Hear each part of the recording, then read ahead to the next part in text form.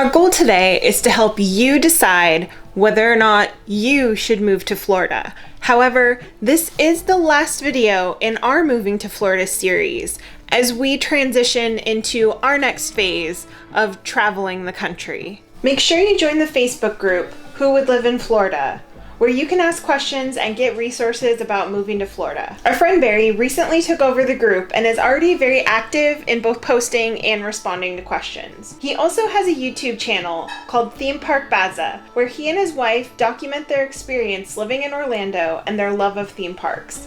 We will be speaking with Barry today, but make sure you head over now and subscribe to his channel.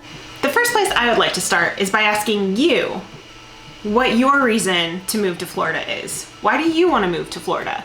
Is it that beautiful weather that lasts throughout winter? Or is it close proximity to all the beaches that are around? Maybe it's the even closer proximity to so many great theme parks like Disney and Universal. Or maybe you're interested in following your YouTube dreams or influencer dreams in a place that has about the most theme parks in the world.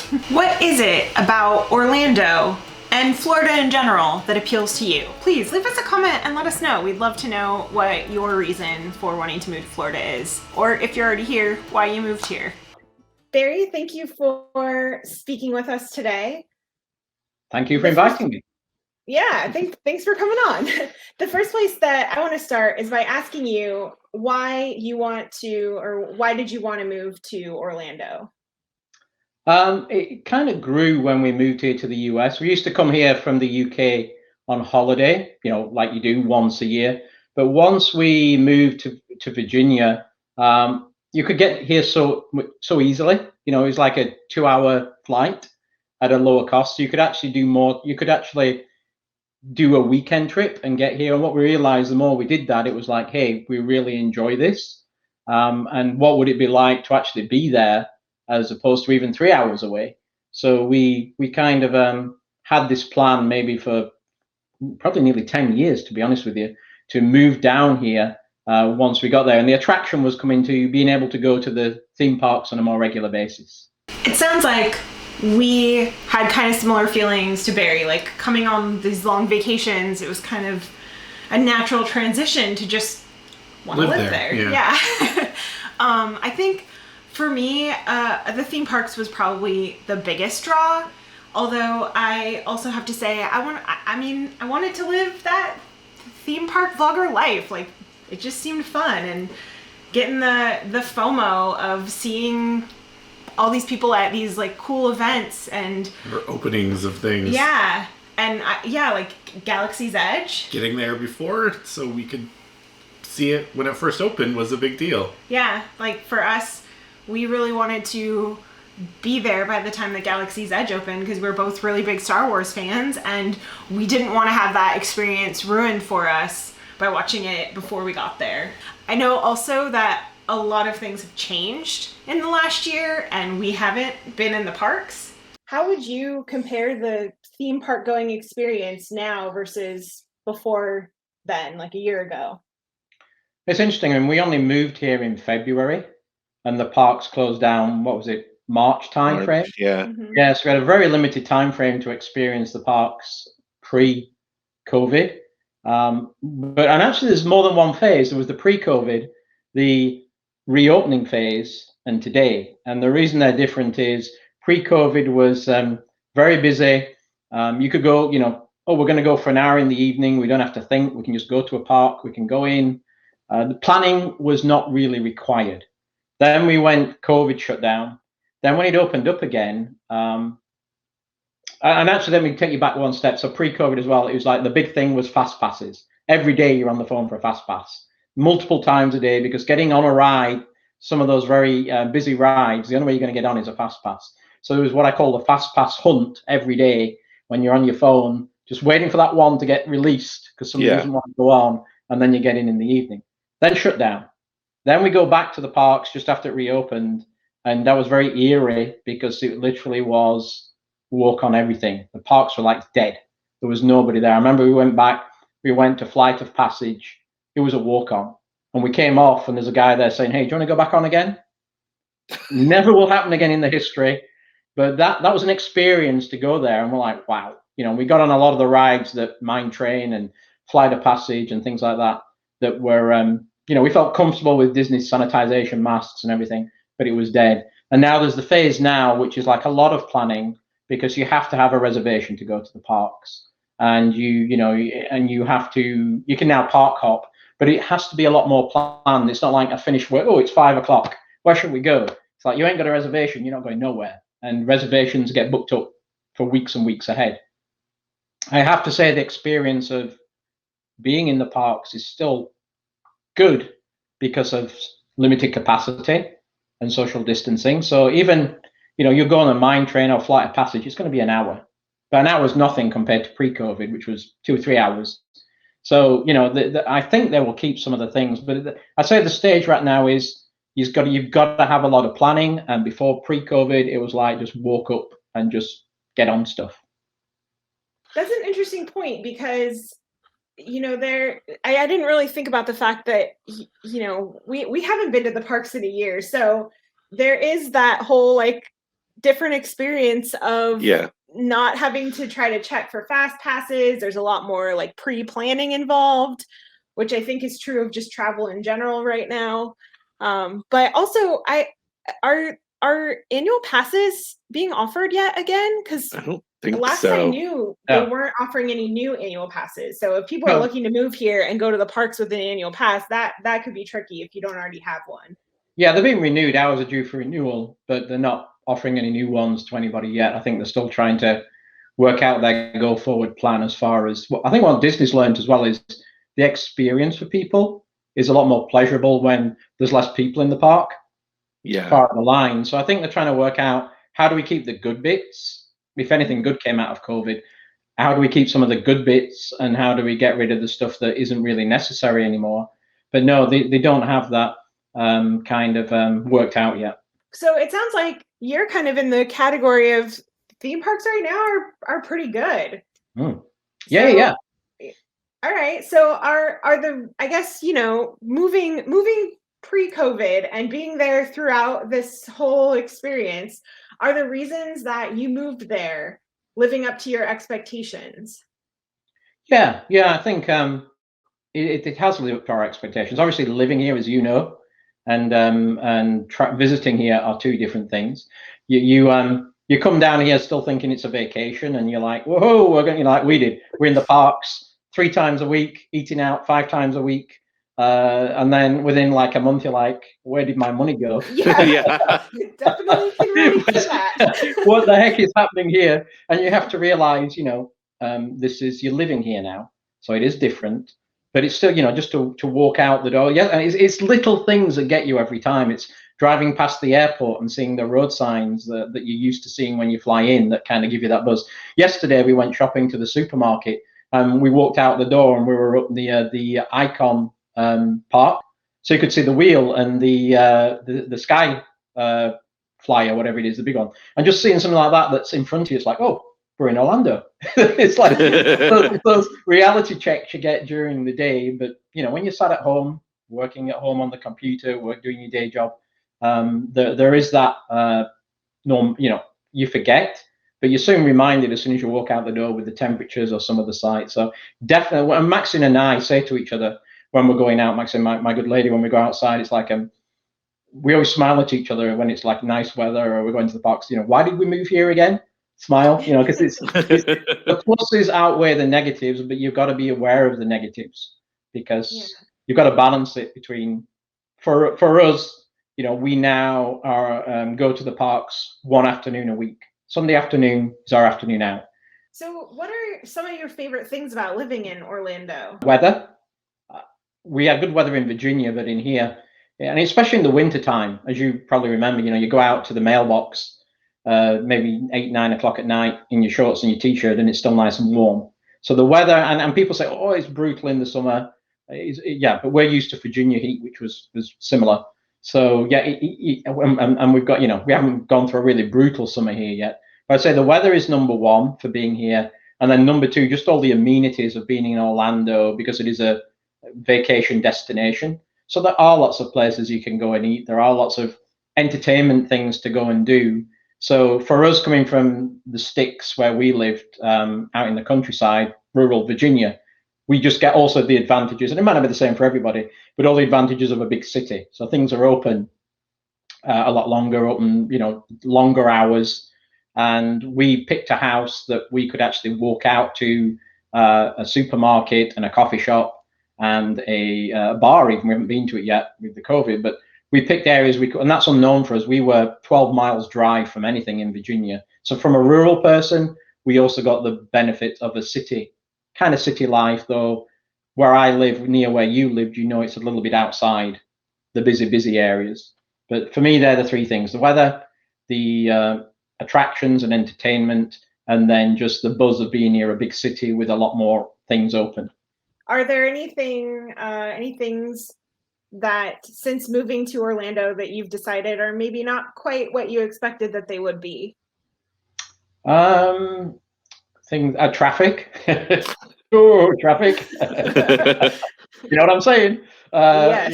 Yeah, we rented for a year, luckily, and we decided pretty much that we're not going to buy any house that means we've got to drive on the I-4 to go to the theme parks. That kind of helped us pick locations. But traffic is a lot more, and the drivers are a little crazy around here as well. So that was an interesting side of things. I'm trying to think other things that really there is like infrastructure for transportation. Everybody, it's not, even though it's a big city, there isn't like infrastructure for trains and buses. You've really got to use your car to get around. But that was one thing. If you're used to coming from, where your area of the world, where there's usually a lot more tied in infrastructure for transportation. So that was an interesting observation. Pretty much the car dominates everything here. And then I guess, I wasn't too surprised at things like energy prices or water prices. They're pretty similar to Virginia, but there's other things you don't factor in, like we got this sprinkler system. Never had a sprinkler system before, so okay, you've got a cost to run your sprinkler system. Your AC is going to run a lot more here than other places, so you've got energy costs. We kind of knew that coming in, and luckily, because we're renovating this house and everything, we bought a pretty rundown, not pretty rundown, but it needed work, and things like the AC unit needed replacing. So we bought a high efficiency one. So we're starting off with the best possible option of reducing costs. But you have to think about those things. A lot of gated communities down here, which is different. Ours isn't, but there's a lot of gated communities. But I would say in general, it pretty much what I expected. And I haven't yet had the real frustration of tourist anger. And what I mean by that is people driving along at 20 miles an hour, going across 3 lanes, trying to find where they're going, because everything is shut down for the last year.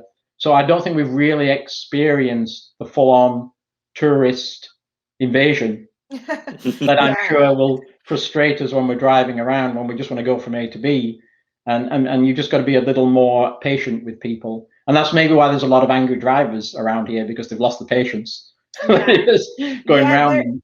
There does seem to be like this weird kind of balance of, on the one hand, being like, wow, these drivers are just going like 100 miles an hour and they're just swerving in and out of traffic. But then on the other hand, like the tourists go very slow and they can be also very frustrating. So it's like I'm somewhere in the middle. yeah, exactly right. Yeah, and what you learn is like the back roads to it. You find workarounds for all these things. So back roads to avoid people or stay away, from certain areas. Or, we just don't go out if we can in rush hour times. The I-4. If we've got to go somewhere on the I-4, then we try and plan it to it. You work around it. You work around the obstacles. But yeah, there's some of the observations.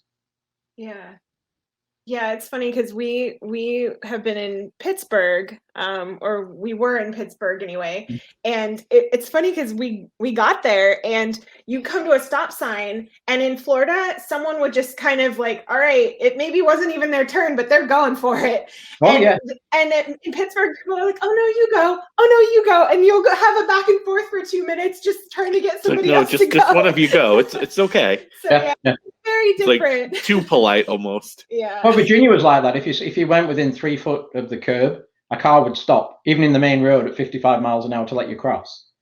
So pedestrians are right away. So you're like, no, I was just walking close. I wasn't crossing. Where over here, you got to look left and right 50 times and still wait for somebody to not see you.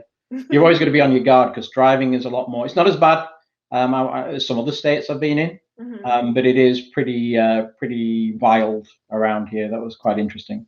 There are definitely a lot of pros and cons to consider. I think one of the biggest ones that, if you've watched our videos before, we talk about the money, and it's true. Orlando can be an affordable place. It can also be a very expensive place. Yeah. And things like little things that you don't really think about, like unemployment, for example.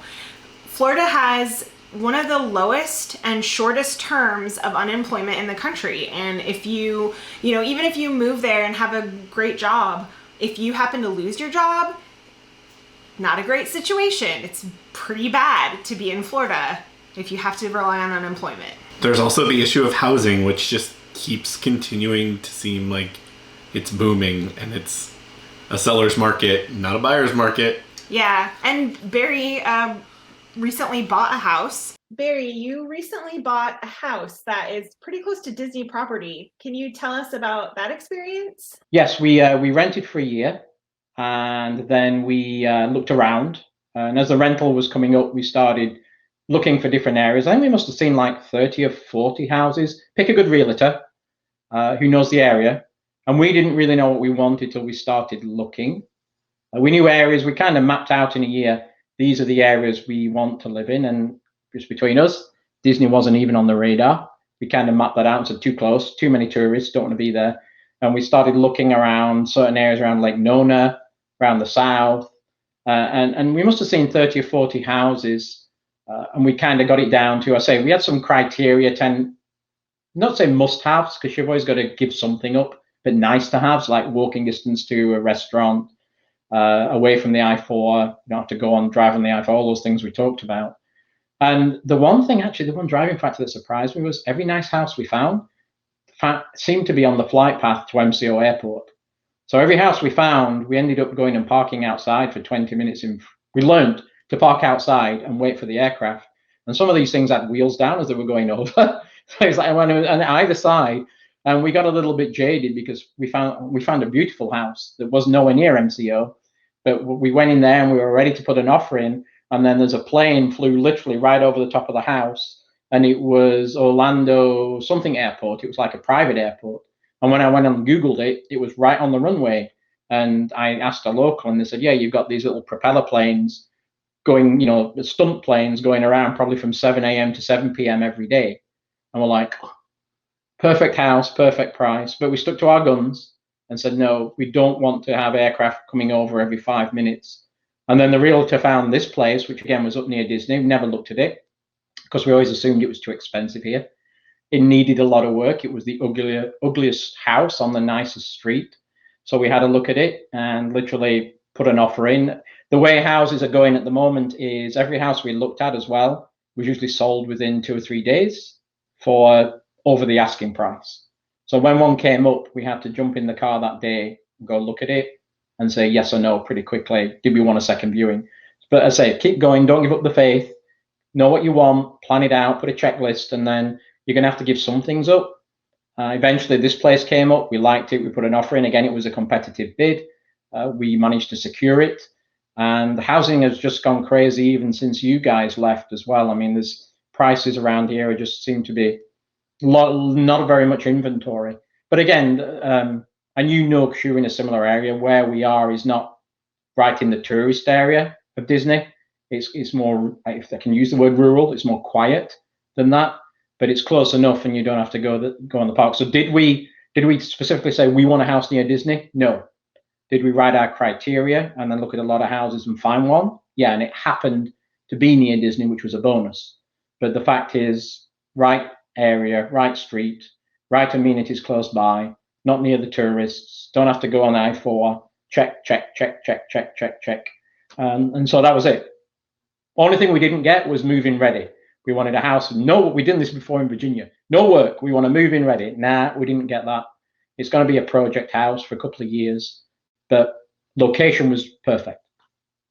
That is, that's impressive that the market is even more intense now, because I feel like when we were there, you know, even like when we first moved there, I felt like it had gotten pretty intense since before we moved to by the time we got there. So I'm shocked that it's continuing to just get tougher and tougher to find a house.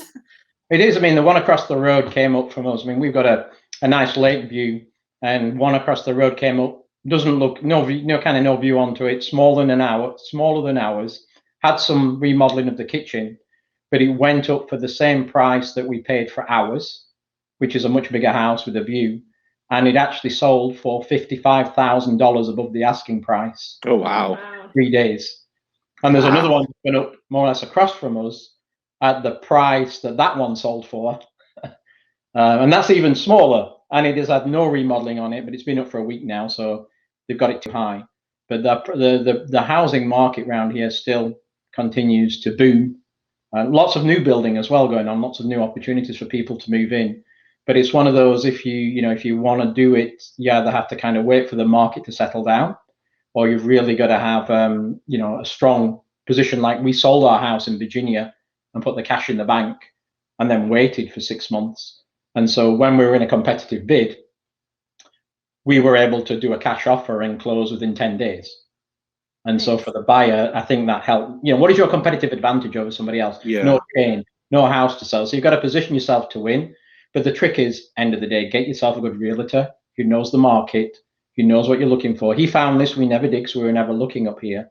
But I can't say enough that really makes a difference. And a very patient realtor who's prepared to take you through 40 houses and not get upset when you don't make a decision. We had a great guy who helped us out a lot. So get all the help you can get, because it's a fierce market, and listen to the advice, because we wanted to negotiate some money off this house for the work that needed doing, and he just said the money's in the house. He said, you can try that, but my recommendation would be that I think we got a bit of money off. He said I would take the offer, and he was right, because like I say, within weeks houses across were going for a lot more money. So listen to the advice of experts, use leverage experts, and be prepared to give a little bit on all your aspirations. You're not going to get everything you want. You're not going to get the pool and the location or whatever your aspirations are. You got a budget, but location. You can't move the house once you're in. You can change it, but location is the key thing. And for us, it was not having aircraft. I'm not an aircraft. I like aircraft. I'm not an aircraft spotter. But it was not having the boom of aircraft going over. And that was quiet times. That was during COVID. So aircraft were going over once every 5 or 10 minutes. When things start to pick up again in MCO with the tourist traffic, you're going to get a lot more. This was quiet times, and it was annoying. So interesting. Didn't really think about that, but we just happen to be in an area also that doesn't have a lot of air traffic. So it's the same. This is the only spot we found, kind of up, way above the parks, higher up. There was quiet, because if you look where MCO is, it's slap bang in the middle, just below Orlando, and where all the new construction is tends to be below the airport or to the sides of the airport. So it's either where the aircraft are swinging in to land, or you're on, worst case scenario, you're on the runway. So I would just say, if you like a property, what we did was go and sit outside for 10 minutes with the windows down and listen. People thought we were weird, I guess, pulling up outside the house with the windows down, with our heads out, going, "Can you hear anything yet? Can you hear anything yet?" But do your homework, because it's a big deal. Buying a house is probably the most expensive thing you will ever do in your life. And so don't rush into it. Even if you got to walk away and lose it, you don't want to do that, but you don't want to make a big mistake. Yeah. I think the big lesson I've also learned today is that if you guys are like me, where I like to just, check out things on Zillow, that's kind of a hobby of mine, that those prices are probably less than what you'd pay. You'd have to put even more right now. So you should be expecting to pay above a list, and you should be expecting most houses to go within a week. Wow. All right. So you need to be on the ball. If you're going to do it, we were checking every day Zillow and realtor.com, and thus we had our realtor bringing them in. But literally, it was a daily task of, what's up today, and then every evening after work, jump in the car and go over and see. What was interesting, though, there was a lot of ex-rental properties for sale. because the people bought houses and then were, usually got rental from tourists. No tourists last year. People, with a bad year, people were getting rid of property. So I don't know how many houses we saw that had garages converted into pool rooms and, dartboard for all the tourists. Typically, you knew it was a tourist house. But that one we almost bought on a lake, beautiful, fully renovated, a lot less money than this house. This was further south. But then again, we went up into the master bedroom and we're like, shall we put an offer in? And then, right. It's like, what was that? It's like, so, you gotta, that might not worry some people. They might love the sound of aeroplanes coming over, but it's individuals. Yeah. So let's also talk about weather, because for us, I think we had a pretty drastic adjustment we had to make coming from the West Coast.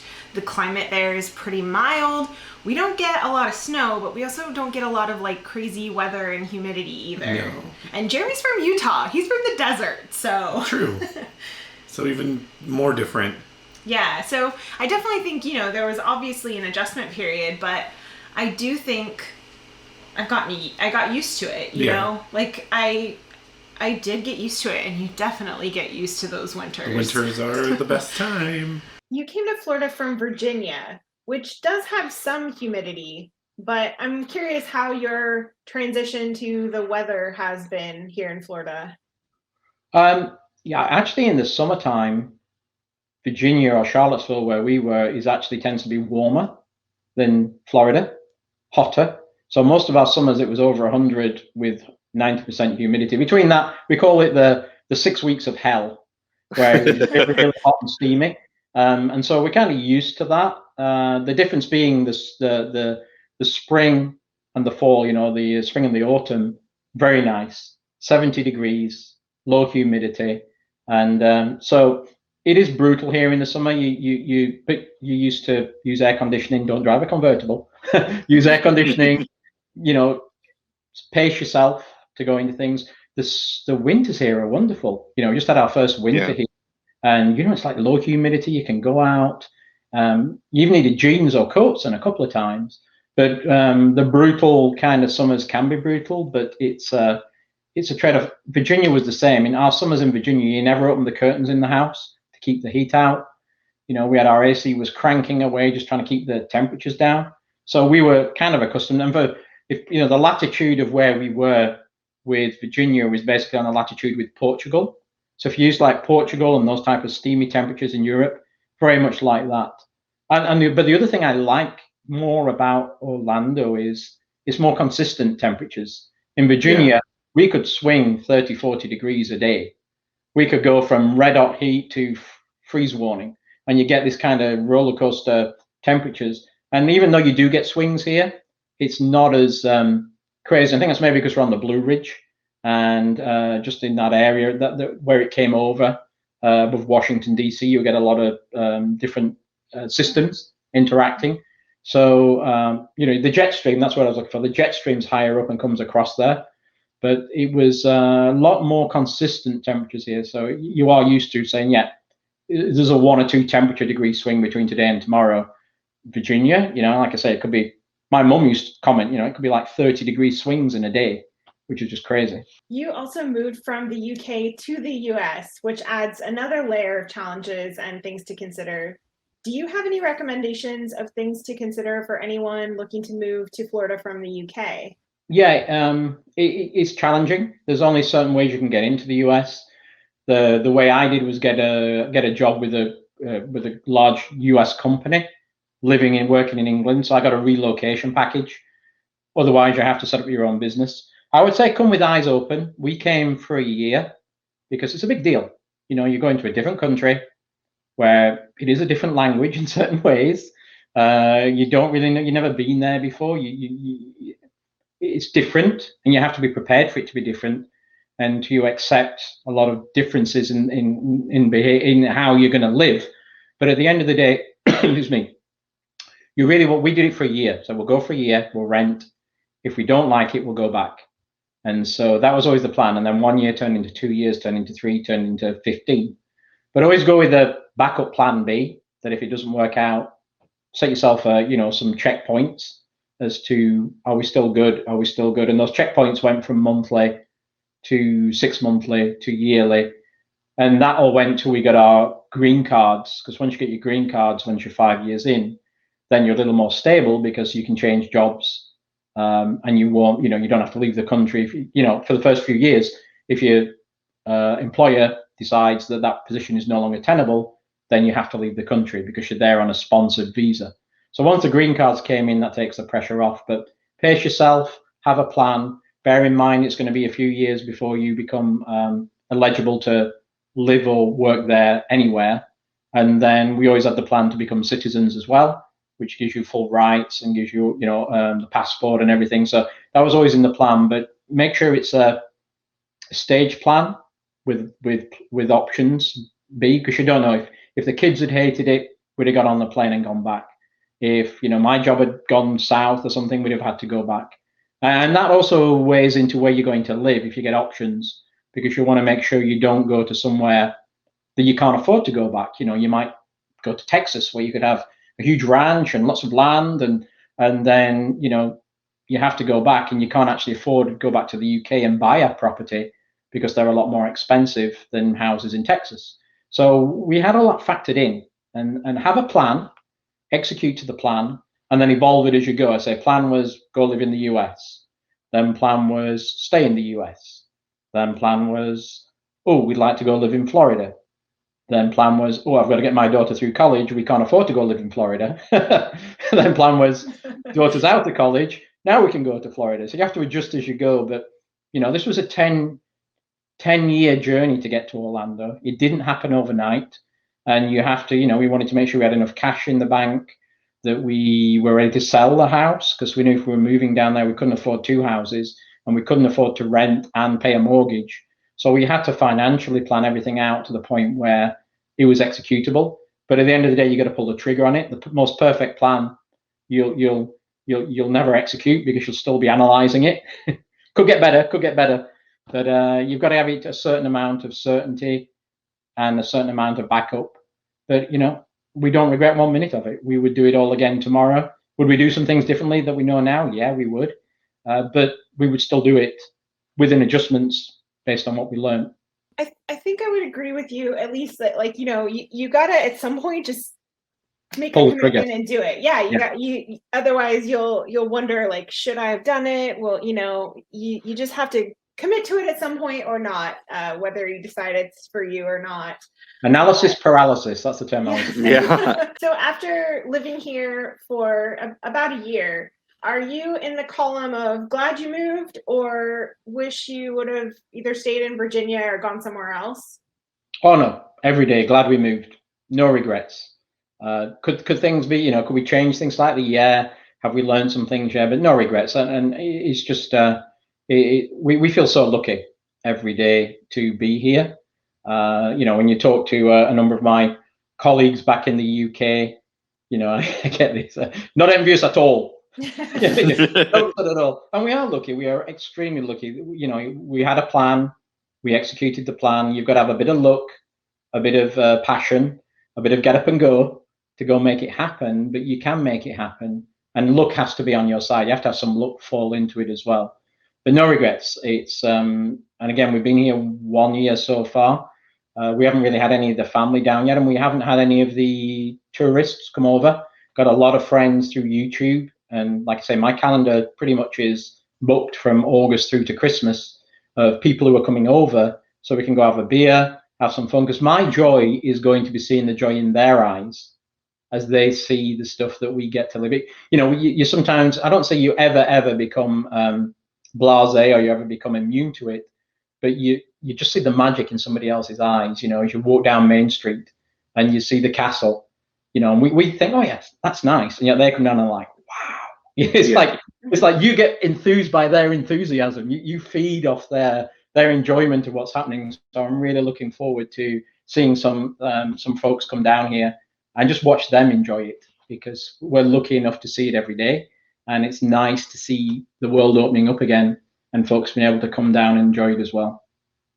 That's definitely, I know. I think whenever we have friends that have kids or something, I think the Mhm. kid, like seeing Disney through like friends with kids, it's always Yeah. fun to do Disney with kids. And I guess, yeah, even just friends in general, just it They're is, there all the time. yeah, it is. It's like exhilarating to do Yeah. things like, because they're doing it for the first time or they haven't in a long time. So it is like it's exciting to do it with them. So Yeah, we're on the boat going over to Magic Kingdom last weekend, and with social distance and everything, you're supposed to stay separate. And this little kid was bouncing up and down and banging into my wife and everything, and we're like, "Hey, what's going on?" And she's like, "Sorry, it's our first time here." And immediately all that goes, it's like, "Oh," and this little kid was so excited to get on the ferry, and be at the front, and you could just feel the energy. You live off the energy Yeah. of the things going on. So for me, I'm a people person, and I like seeing people enjoy it. And that's my next phase that we haven't yet lived, is seeing it through others' eyes as they come. We kind of, and hopefully we can add some expertise in being here, in advising. And you know me, like you guys, when you're traveling around, I'm not shy on giving advice. Things to see or do, but it's like that. Oh, you've got to try this, or have you done this, or maybe hacks or tips. So how to make it even more enjoyable for them. But the thing is, I don't want to get in their way. It's their holiday. They're here to enjoy it, and I'm not going to be stood in front of them telling them what to do. But I'm here as a resource to help them if they're like, hey, here's some tips how you can, help you enjoy it even more. yeah, definitely. Well, thank you so much for talking with us today. It's been really interesting too, because we've kind of been in like planning the next phase of our life. So to actually, talk to somebody that's, you bought a house recently and you're much more present in Florida, obviously physically. We are not in Florida anymore, but it's been really interesting to talk with you. So thanks for talking with us today. Thank you for inviting me, and all the best on your travels and your future plans. Thank you.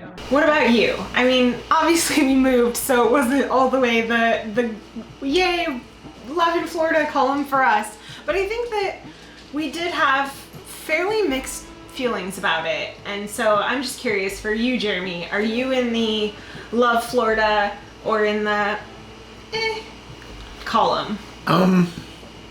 That's complicated. I mean, I'm glad that we did it because of the experiences we had and the people we've met. Do I think we'd move back? Probably. Maybe. Honestly, like, I feel like, we've been outside of Florida for a little bit. And I'm like, I could maybe move back. I don't think we will, but again, our stuff is there. Yeah, so we have to go back at least.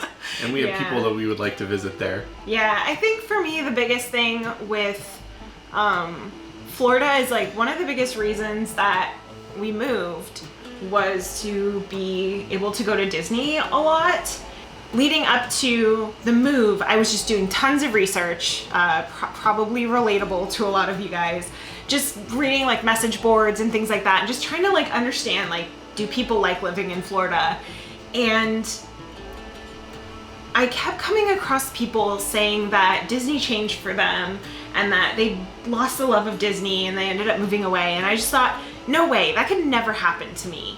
And unfortunately, it kind of did. Yeah, there was some burnout. It took a while. But Yeah, it took like 6 months, I would say, that I got burned out on Disney. I think it lasted a little longer for me, but I think I burned out a little harder than you, though, too. Yeah, so I think, but on the flip side, we know people who have been there for years and still love it. Yeah. And still love it. Like, we were just talking before we left with a couple friends of ours who love Universal and moved there for Universal, and they're like, yeah, can't see ourselves leaving anytime soon. So whether Orlando and Florida in general is right for you is really, it's a hard thing to pinpoint. And I feel like I can relate to you guys so much because we went through that of like, oh, should we move? Should we not? I think we should. I'm putting my money in it. I think we should do it. And I just think like the best thing that you can do is do as much research as you can. Think of all of the pros. Listen to the people who say things like, I got burned out on Disney.